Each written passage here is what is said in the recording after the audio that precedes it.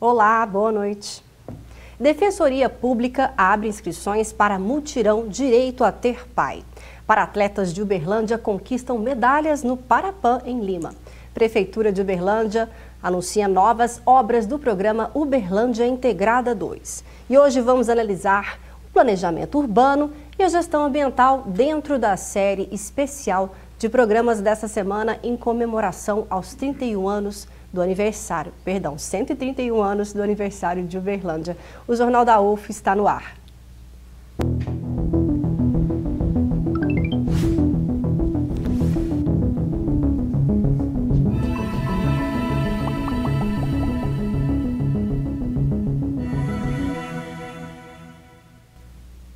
Estão abertas as inscrições para mais uma edição do programa Mutirão Direito a Ter Pai, da Defensoria Pública de Minas Gerais. A ação ocorre em 52 comarcas do estado, entre elas Uberlândia, Araguari e Ituiutaba. Quem traz mais informações é o repórter Fernando Cunha. Veja.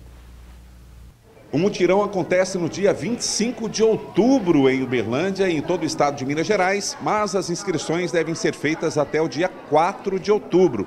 E eu converso aqui com o Dr. Cleiton Rodrigues, que é defensor público. Doutor, quais serviços serão oferecidos nesse mutirão do direito a ter pai? O principal foco é o reconhecimento de paternidade daquela criança que não tem o nome do pai. Mas a gente vai fazer também o reconhecimento socioafetivo de paternidade ou de maternidade. Assim que faz o reconhecimento de paternidade, com o exame DNA gratuito, a gente resolve todos os problemas, ou seja, questão de visitas, guarda, pensão, tudo que for relacionado ao reconhecimento de paternidade será resolvido dentro do mutirão. E quem pode fazer inscrições? Qualquer mãe que mora em Uberlândia, mãe ou responsável que tenha esse desejo de reconhecimento de paternidade ou de maternidade, tanto biológica, quando tem dúvida, fazer o exame de DNA, ou socioafetiva, que é aquele pai ou aquela mãe que cria como se fosse pai ou mãe e quer reconhecer socioafetivo. Também nós vamos fazer. Há um limite de inscrições por dia? Para dar mais organização, por dia são 20 inscrições por dia na parte da manhã, das 9 às 12 horas. E as inscrições são presenciais ou tem algum outro meio que pode ser feito? Não, são presenciais, porque no momento que ela vem aqui, o importante é que ela traga o endereço da outra pessoa, porque na hora que ela chega, ela é orientada quais os documentos que ela vai precisar e já faz a notificação dessa outra pessoa para ela comparecer na Defensoria Pública. Porque a gente tem o exame DNA para oferecer gratuitamente para aquele pai que tenha dúvida se ele é realmente o pai. Bom, então muito obrigado. Eu conversei aqui com o Dr. Cleiton Rodrigues, que é defensor público de Minas Gerais, aqui em Uberlândia, e a defensoria fica na Avenida Fernando Vilela, número 1313, no bairro Oswaldo Rezende, e a ação, lembrando, acontece em 52 comarcas de Minas Gerais e serão disponibilizados cerca de 1.500 exames de DNA em todo o estado. Fernando Cunha para o Jornal da UFO. O paratleta Rodrigo Parreira conquistou sua segunda medalha nos Jogos Pan-Americanos, o que acontecem atualmente em Lima, no Peru.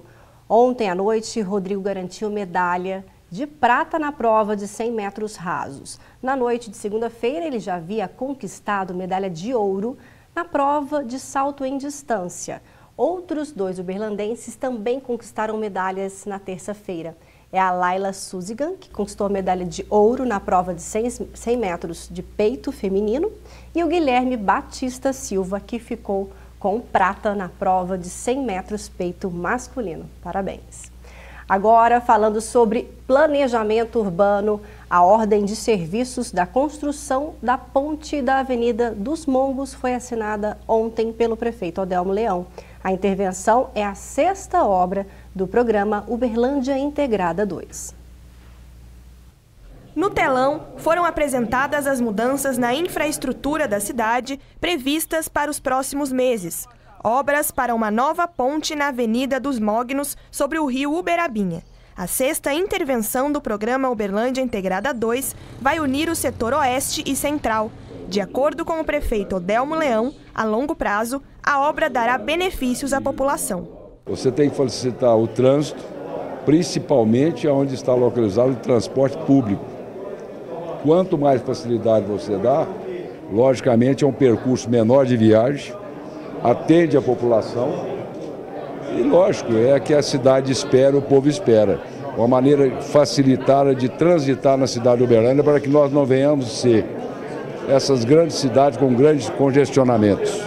Portanto, são pontos cruciais que nós estamos fazendo esses investimentos para evitar e tirar esses gargalos que estão incomodando a população de Uberlândia.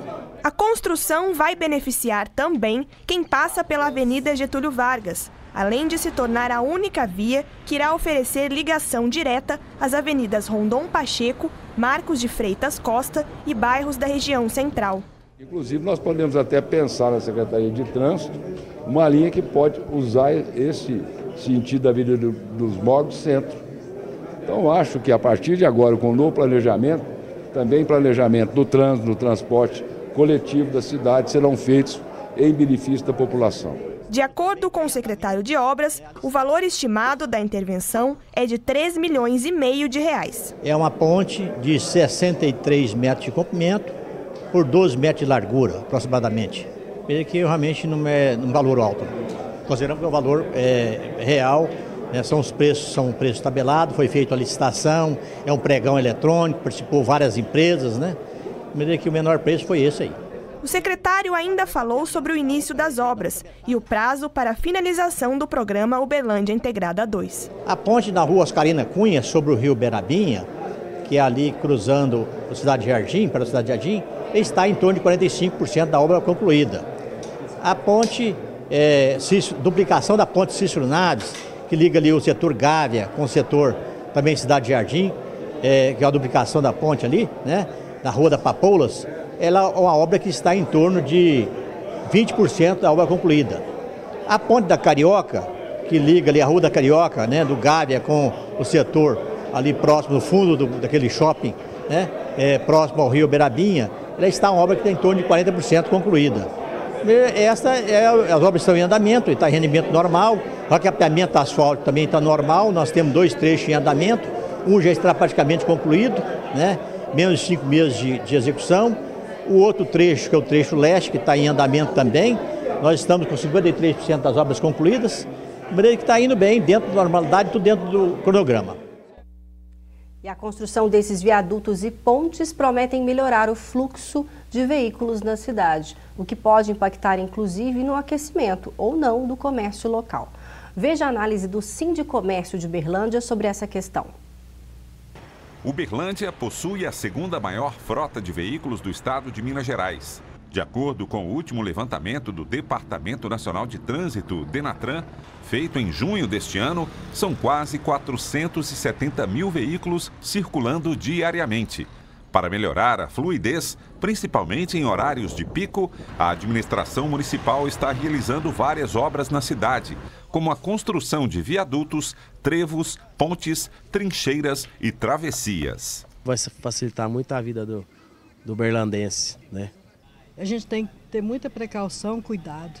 Então vai melhorar. A gente vê que, né, a cidade está ficando morta. De acordo com o executivo, o investimento total do programa é de cerca de 140 milhões de reais, viabilizado junto à Caixa Econômica Federal por meio do fomento à infraestrutura e ao financiamento, o FINISA.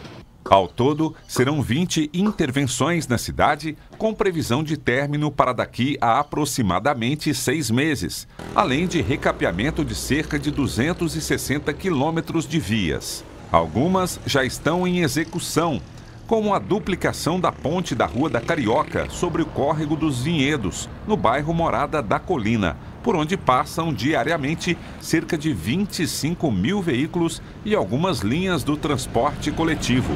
Uma outra ponte está sendo construída no final da Rua Oscarina Chaves e fará a ligação entre os bairros Morada da Colina e Cidade Jardim sobre o rio Uberabinha. Um viaduto também será construído sobre os trilhos da linha férrea na Rua Conrado de Brito, no Alto Moarama. Há quase 30 anos, Dona Maria tem um comércio bem ao lado da obra. Ela não ficou muito satisfeita com a intervenção. Nossa, fantástico. Porque era muito mais tranquilo, né? Não tinha movimento de muita gente, que piora a malandragem que está, né? muito mais perigoso para a gente. De acordo com o vice-presidente do Sindicato do Comércio de Uberlândia, entidade que representa mais de 10 mil associados, qualquer melhoria no trânsito pode promover algum tipo de aquecimento nas vendas. Todo investimento na cidade, toda obra, toda ampliação ela é benéfica em torno de que traz satisfação ao cidadão, traz desejo de andar pela cidade no sentido de um trânsito fluindo bem, né? E o consumidor, sabendo que o trânsito flui bem, ele sai para consumir mais do que ele saber que nos pontos e nos horários de caóticos ele nem quer sair de casa em função de como está o trânsito hoje. Tem pontos na cidade tão caótico que o consumidor e o cidadão prefere não sair de casa. Mas ele ressalta que um estudo deve ser feito para que situações como a da Avenida Segismundo Pereira, no bairro Santa Mônica, que recebeu um corredor de ônibus, não se repitam em outros locais. Na época nós ressaltamos aquelas dificuldades que iriam acontecer e aconteceu, dos sinaleiros, a demora, a falta de estacionamento. Hoje quem tem comércio naquela avenida acabou. A gente pede para que a liderança da prefeitura fique atento para que esse problema não aconteça em outras vias dentro do plano, dentro das ampliações que vão acontecer, para que isso não aconteça com o que aconteceu naquele caso da Segismundo Pereira. Para falar então hoje sobre planejamento urbano e gestão urbana, recebemos aqui no estúdio do JU o Divonei Gonçalves, que é secretário municipal de Trânsito e Transporte. Boa noite, Divonei. Boa noite. E também o Antônio Giacomini, que é geógrafo, também ex-professor aqui da UFO, pós-doutor, né, em recursos hídricos. Boa noite, Antônio. Boa noite. Como vimos na reportagem, eu gostaria de começar com você, secretário, com relação à Uberlândia Integrada 2. Explica para nós como que foi feito esse planejamento, né, dessas cerca de 20 intervenções estruturais no município de Uberlândia. Olha, vamos só fazer, antes de eu falar do Uberlândia Integrada 2, vamos falar um pouquinho de uma retrospectiva da questão de mobilidade em Uberlândia. A gente está lá na secretaria já tem alguns anos e a gente vive todo dia essa questão do gestor público sobre a cidade, sobre o impacto das pessoas, enfim, na locomoção dessa cidade. Uberlândia sempre teve um norte, que eu acho que o mais importante é isso. O norte de Uberlândia sempre foi pautado em cima do seu plano diretor, do seu plano de mobilidade urbana. Trabalhei nesse plano de mobilidade urbana na época que foi promovida aqui em Uberlândia. Então, acho que essas referências a cidade tem que caminhar sobre elas, porque elas são discutidas junto com a comunidade, junto com as pessoas que vivem o dia a dia, a própria Universidade Federal de Uberlândia, que ao longo dos anos participa junto nesses processos, enfim. E aí daí nasce as necessidades das intervenções com os cuidados que você tem que ter dessas intervenções. Nós tivemos um momento do Uberlândia Integrado 1, que eu diria para você, dentro dessa questão do Uberlândia Integrado 2, nós tivemos o 1 que a gente não pode deixar de falar um pouco dele. Né? Que o Uberlândia Integrado 1 e o 2 não tem só obras viárias dentro do projeto, né? Nós temos obras também voltadas para transporte público, porque as condições de traficabilidade, as condições de fluidez, as condições do bem-estar das pessoas, elas nascem de vários aspectos. Então, às vezes, a gente só vê obras, viadutos, etc., mas não podemos apartar de outras ações que têm que ser tomadas juntas. Nós começamos lá com o Sistema Integrado de Transporte, na ocasião, onde tivemos aí uma grande evolução do transporte público de Uberlândia. Nesse Uberlândia Integrado 2, o transporte público também faz parte dele, né? A gente coloca aí, quando sai o texto falando das intervenções, a gente coloca aí cerca de 20 intervenções viárias. Dentro dessas intervenções viárias está também a construção de terminal de ônibus. Nós já estamos hoje trabalhando em um terminal ali no Dona Zumira. A questão do próprio corredor, como foi colocado ali pelo sindicato, de intervenções voltadas para isso. Então, é um conjunto de atitudes que você tem que agregar sobre isso. E é lógico, nós temos dois divisores de águas, eu diria assim, dentro de Uberlândia. Um é o Rio Berabinha, que divide uma certa região da cidade, e outra é a malha, o ramal ferroviário que a gente tem ali naquela região do Custódio Pereira, onde há muitos e muitos anos as intervenções viárias não foram feitas de acordo com o que permitisse, né? A cidade vai crescendo de acordo com os loteamentos que vão surgindo, possibilidades das pessoas terem outras alternativas. Mas o Uberlândia Integrado, então, tanto 1 quanto 2, já é prevendo um crescimento demográfico para o Uberlândia daqui a 10 anos, 20 anos? Como que é feito esse planejamento? Normalmente o plano diretor de uma cidade ele tem uma revisão a cada 10 anos. A cada 10 anos. Então esse plano diretor atual ele teve uma revisão agora, se eu não me engano, 3 anos, alguma coisa assim, porque ele teve o prazo dele necessário de revisão. Então ele dá esse norte. Agora, não adianta um plano diretor de uma cidade, um plano de mobilidade urbana de uma cidade, dar um norte, se você não tiver a coragem de pegar e fazer as coisas acontecer. Se você não tiver ali a condição de fazer as coisas acontecer. Eu te dou o horizonte para você trabalhar. Busque as condições de você fazer isso. A prefeitura, nessa administração, como no plano no Uberlândia Integrado 1 e 2, foi atrás disso. O prefeito, né, nós tivemos aí todo mundo sabe, um problema no início dessa administração de condições financeiras para trabalhar, falta de recurso, enfim. E o prefeito foi atrás para fazer com que a gente pudesse estar assistindo aí o Uberlândia Integrado 2, que são essas intervenções que a gente pode falar mais um pouco de cada uma. Excelente. Bom, cuidar dos processos de gestão ambiental é fundamental para qualquer sociedade que busca qualidade de vida. Nesse sentido, Antônio, você como estudioso dessa área, que pontos devemos destacar em Uberlândia nos quesitos de gestão ambiental que avançamos nos últimos anos? O que você pode destacar? Bom, eu gostaria até de começar a falar a partir da fala do secretário Divonei, porque nós temos aí um conjunto de obras em execução, né, um conjunto de obras estruturantes.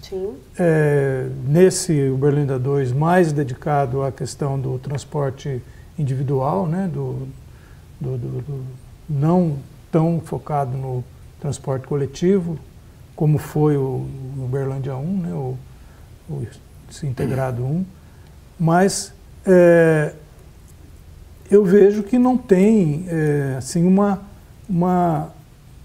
um link, uma ligação tão forte com a preocupação ambiental em relação a essas obras, né? Porque o que se pretende integrar nesse momento? Com a expansão do centro, as áreas que ficam no seu entorno, elas são, obviamente, alvo de especulação imobiliária.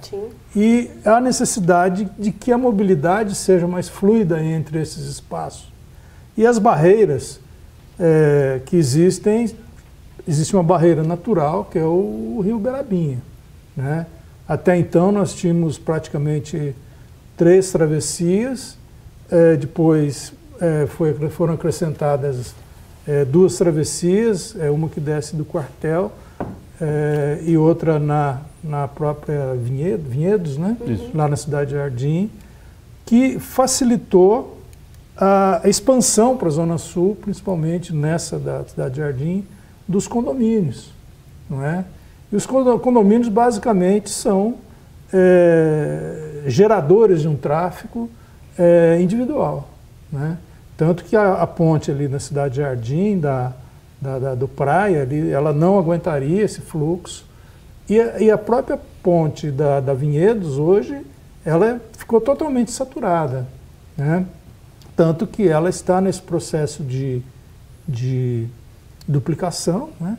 E também mais uma ponte ali cortando a Cidade Jardim bem no meio, né, que também está em obras, e ela foi executada, quer dizer, está em execução, mas a gente sente 2 aspectos. Primeiro, ali é uma área de preservação permanente do Uberabinha, ela foi praticamente toda, ela foi cortada ali, né?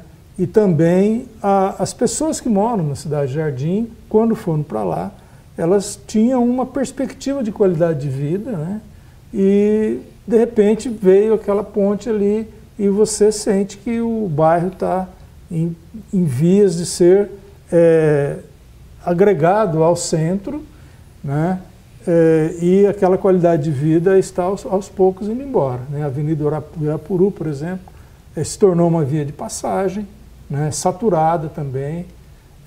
Então, essas transformações promovidas pelo planejamento, né, que esse planejamento, a gente precisa questionar como cidadão qual é o objetivo desse planejamento. Excelente, tá? A gente volta a falar sobre esse assunto, a gente vai chamar mais um outro VT. Agora falando especificamente sobre o meio ambiente, de acordo com o Departamento Municipal de Água e Esgoto, o DEMAI, diariamente são recolhidos em Uberlândia cerca de 9,4 toneladas de material reciclável, resíduos que são encaminhados para 5 associações e uma cooperativa da cidade. Os principais materiais são vidro, papelão e plástico. Veja na reportagem a seguir, porque a reciclagem ganhou um novo aliado. A Associação de Recicláveis e Catadores Autônomos, ARCA, localizada no bairro Santa Luzia, em Uberlândia, abriga 27 profissionais e é fonte de renda de 34 famílias.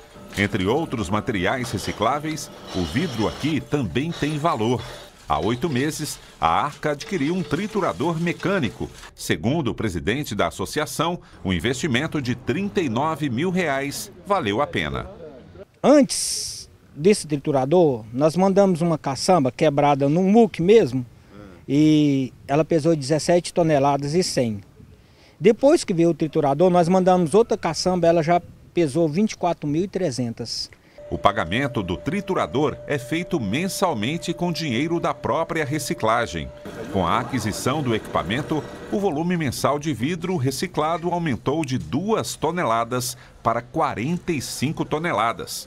Graças também ao trabalho desenvolvido em parceria com outras 2 associações e uma cooperativa. Todo o vidro recolhido passa pelo triturador e é comercializado para uma empresa de reciclagem de Porto Ferreira, no interior de São Paulo.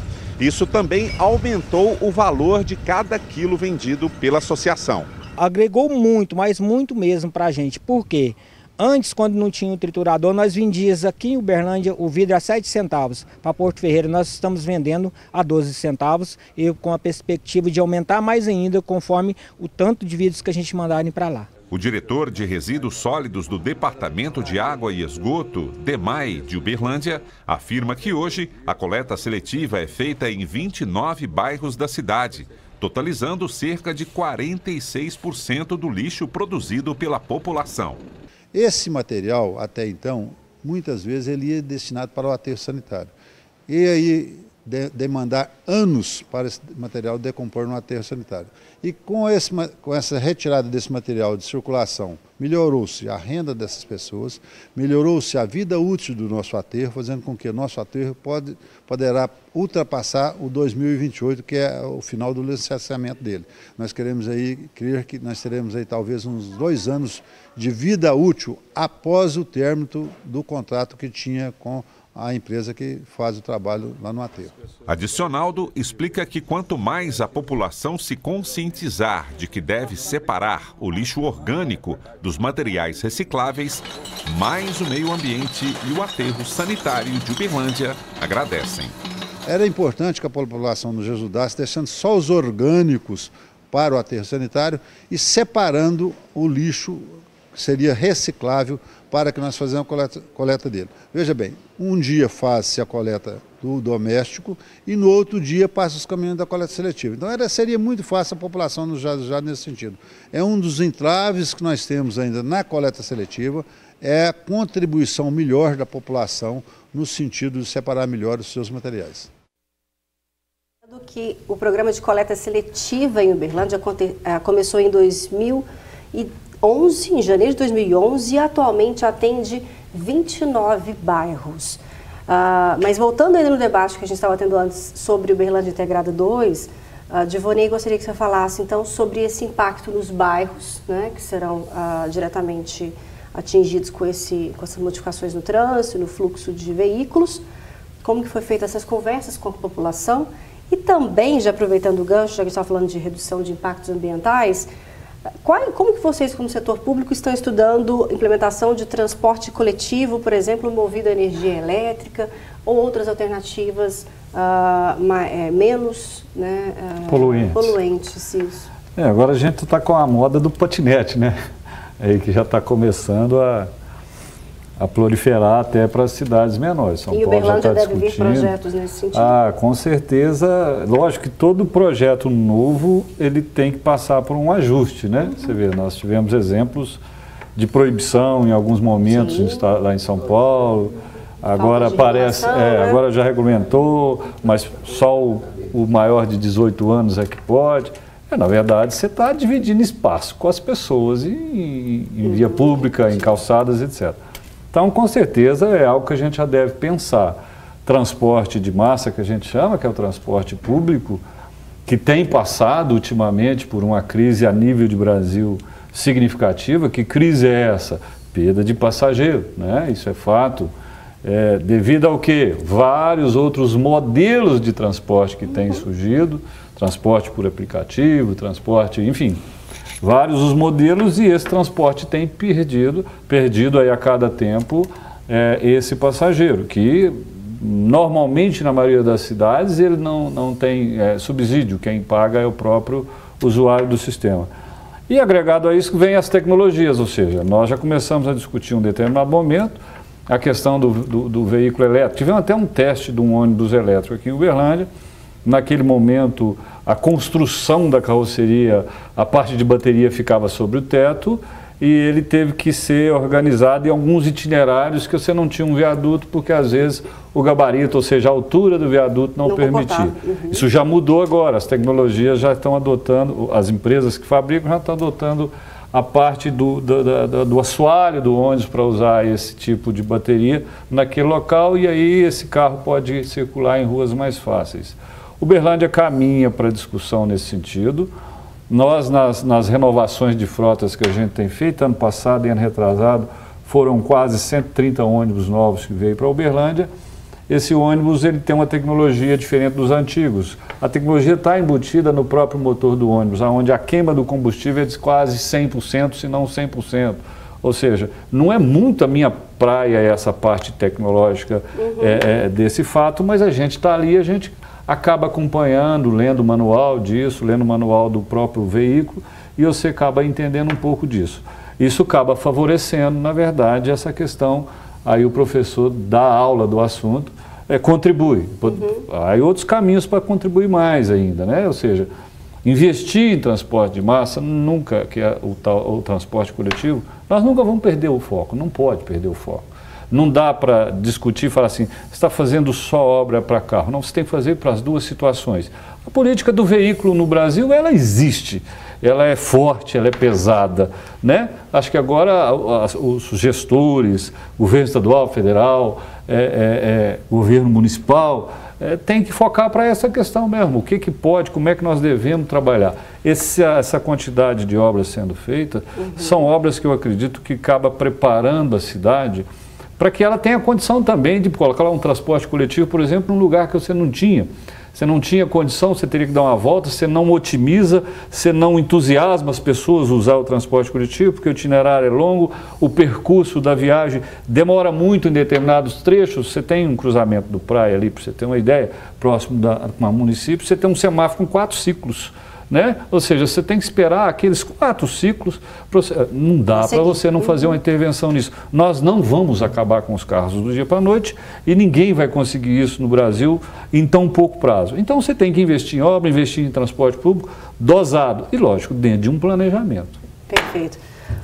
Antônio, então, nosso jornal, a gente tem um limite de tempo. Está muito bom o nosso assunto, mas a gente ainda precisa falar mais sobre como nós, cidadãos uberlandenses, uberlandinos, né, devemos exigir e cobrar mais também do poder público com relação à gestão do meio ambiente, com relação à arborização. Vimos a questão da coleta seletiva, muitos bairros ainda não têm esse atendimento. O que mais falta para a gente melhorar a questão ambiental? Bom, eu penso que o foco do poder público deve ser sempre a qualidade de vida do cidadão.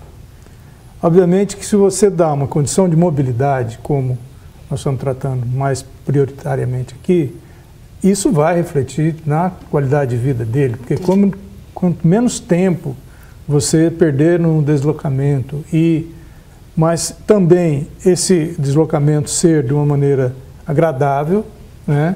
Você passar por ruas arborizadas, que tem conforto térmico, né? Com pavimento minimamente decente, que é um problema também de mecânica de solos, antes de mais nada, aqui de Uberlândia, que ele é um solo de difícil trabalho para você implantar um asfalto, um pavimento que seja durável, né?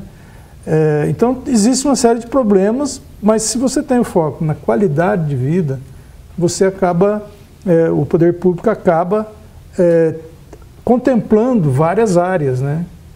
No caso que nós estamos falando da área de trânsito, transporte e meio ambiente, né? Se você cuidar de um meio ambiente que seja mais próximo do natural, vamos dizer assim, com mais arborização, você vai ter mais conforto térmico, você vai ter mais situação agradável para a pessoa, não é? Embora muitas pessoas, como nós somos uma sociedade que foi recém-urbana, né? Nossos avós e bisavós, eles eram todos rurais, né?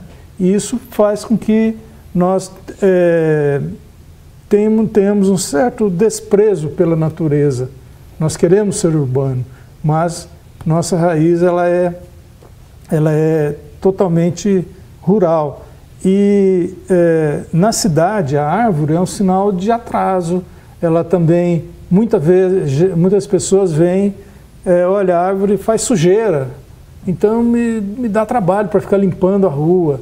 Ou a iluminação pública também, ela não é adaptada à arborização, então nós temos ruas com árvores e iluminação pública, mas são escuras. E aí você tem problema de segurança. Tá? Então essas questões têm que ser tratadas de uma maneira integrada. Sim, com muita responsabilidade. Bom, confira como fica o tempo em Uberlândia e região nesta quinta-feira.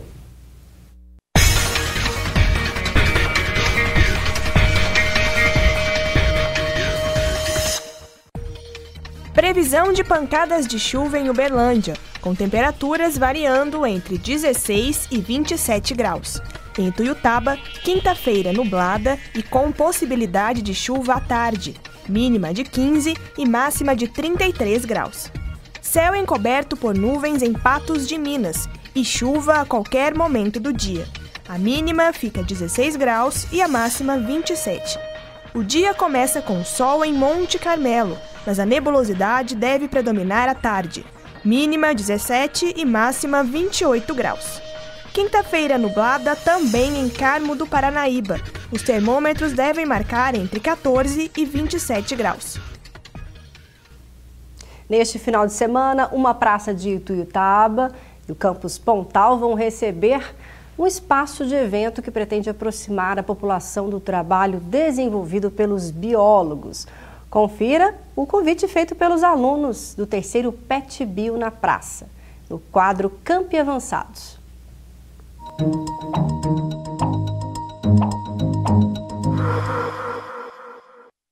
Nós somos do PET Bio Pontal, eu sou o Gabriel Brito. E eu sou a Maria Emanuele. Nós queríamos convidar vocês para participarem com a gente do nosso evento Terceiro Bio na Praça, que ocorrerá no dia 1º na Praça Cônego Ângelo, às 19 horas, com apresentações sobre as diversas áreas do profissional biólogo. E dando continuidade ao evento, no dia 2 e 3 de setembro, acontecerá atividades no campus Pontal da UFO. No dia 2, ocorrerá um cine-debate envolvendo a temática da educação. E no dia 3, vamos conversar um pouco sobre os 40 anos da profissão da biologia e os 10 anos do programa de educação tutorial da biologia.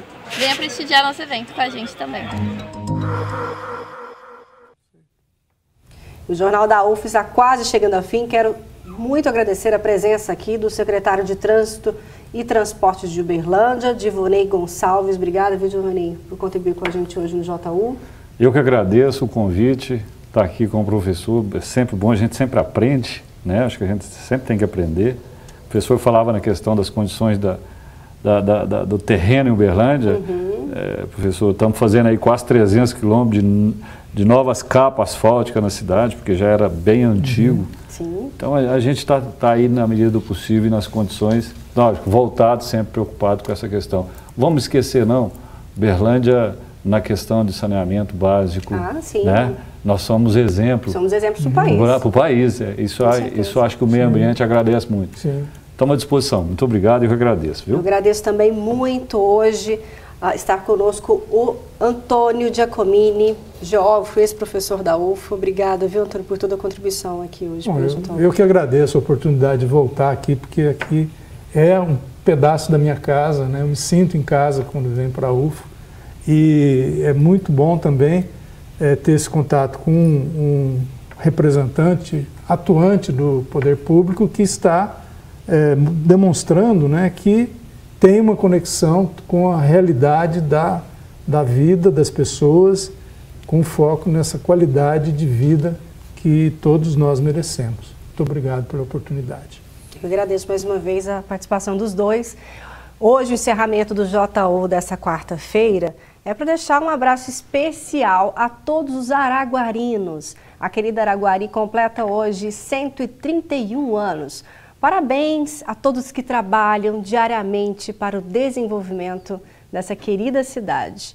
E dando sequência à nossa série de programas especiais nessa semana em comemoração ao aniversário de Uberlândia, amanhã vamos falar sobre cultura. E eu te espero. Tchau, tenha uma excelente noite. Obrigada pela audiência.